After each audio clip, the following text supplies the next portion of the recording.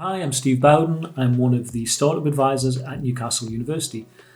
The startup team is here to help all Newcastle University students and recent graduates who want to work for themselves.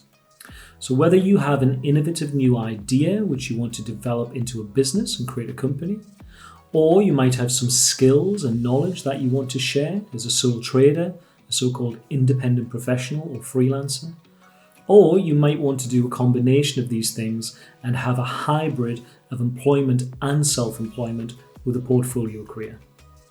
Whatever option you're considering, the startup team are here to help you. In this video, we're going to look at pitching. What makes a good pitch and how to structure your pitch. But first, let's be clear about what we mean by a pitch. The simplest way to look at it is as an attempt to persuade someone to do something or buy something. Usually, we do this by presenting an idea to an audience, but it could also be the act of presenting one-on-one. You can pitch as a team, you can pitch live, you can pitch in person, you can pitch online, you can create a video pitch, you can have a written pitch which might be the opening of your business plan or your proposal. But the common or classic perception of the pitch is the presentation of a business idea in order to get someone to invest in some way in that idea.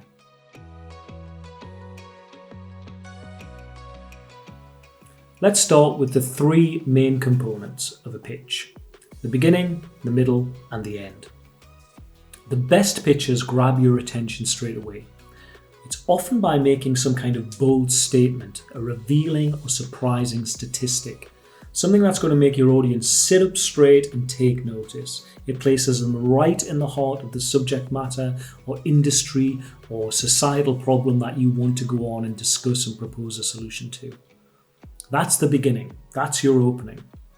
Then you're going to go on and expand on that problem and introduce your solution, but doing it in a way that leads your audience on a logical journey through the progress that you've made to date and the plans that you have for the future. Then we arrive at what's often described as the call to action. This is the end of your pitch, but it's the reason that you've turned up. What is it that you want from your audience? How can they help you achieve your goal? What message do you want to leave with them? Once you've taken your audience on this journey, don't just sit down or walk away. Be memorable and be clear about what you want.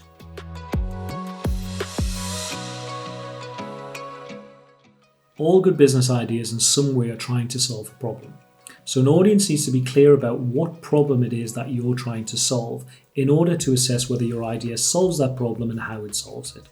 So the problem is key. The problem could be anything, from big societal problems to everyday consumer problems.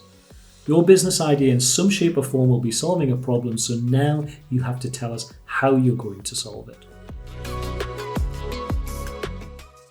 As an example, if your bold statement or statistical fact about the problem was something like, "Did you know that 75% of people wish they could play a musical instrument but either never learn or eventually give up trying?" Then the expectation is now that I'm going to tell you about how my solution adequately addresses that problem, hopefully in a new or innovative way.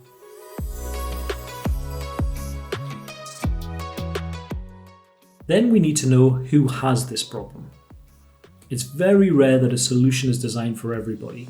Your solution will have a specific target audience or market. That's not to say that it won't one day be ubiquitous and adopted by a wider audience and become like the Google search engine. But in the first instance, the who, your primary target market, are the people who urgently need a solution to this problem. So who are they and why do they care? The why they care is often described using the analogy of headaches and migraines. A headache is something that you want to solve, but a migraine is something that you need to solve. Diana Kanda, a startup expert, does a great job of describing headache and migraine problems and looking for pain points in one of our other videos, and you can find a link for that in the description below. So now you've told us about the problem, we know what the solution is, and we know who it's for. How do we know it's going to work? This is your opportunity to tell us about what you've done to test your idea. Have you spoken to potential customers? Have you conducted any secondary or primary market research? Have you built some kind of minimal viable product to test your assumptions? What have you done to better understand your market, your audience, and address the problems they have and design a solution which responds to those problems?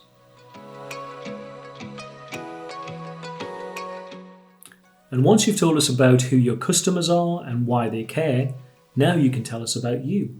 What skills do you have? Do you have experience or knowledge which is relevant? Previously, you've demonstrated your knowledge of the problem, told us about your solution and who your target market is. But this is an opportunity to tell your audience about you and your team and inspire confidence in your ability to design, build, deliver this solution to your target market. And finally, the call to action, your closing statement. What do you want from the audience? What do you need from them? Money, contacts, introductions, guidance, feedback, advice? Make sure you capitalize upon all of that hard work that you've done to outline your idea and take your audience on a journey up until this point by being clear about what you want and what you expect as a result of this pitch.